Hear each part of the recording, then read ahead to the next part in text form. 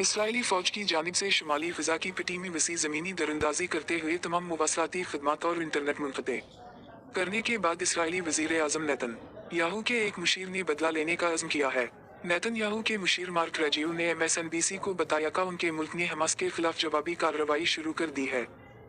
इसके अलावा नेतन्याहू के मुशीर ने हमास को ख़त्म करने की धमकी देते हुए कहा कि वो इस वक्त तक फ़ौजी हमले जारी रखेंगे जब तक हम उनकी फ़ौजी ताकत को ख़त्म नहीं कर देते और ग़ज़ा में उनके सियासी ढांचे को तहलील नहीं कर देते। इन्होंने कहा कि जब ये सब ख़त्म हो जाएगा तो ग़ज़ा बिल्कुल मुख्तलिफ हो जाएगा। इसराइली फ़ौज का कहना है कि उसके जंगी तैयारे ग़ज़ा में अस्करियत पसंद तंजीम हमास की ज़ेर ज़मीन सुरंगों पर बमबारी कर रहे हैं।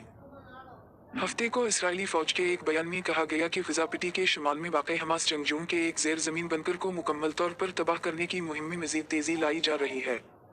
हमास ने तकरीबन 3 हफ्ते कबल इसराइल पर रॉकेट हमले किए थे, जिसके बाद से मशरिक़ वस्ता में सूरत हाल बद से बदतर होते चली गई।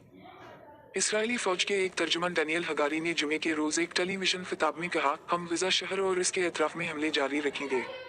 इस तर्जुमान का मज़ीद कहना था, गुज़श्ता चंद दिनों में किए गए हमलों के अलावा ज़मीनी अफ़वाज आज रात अपनी कार्रवाइयों को बढ़ा रही हैं।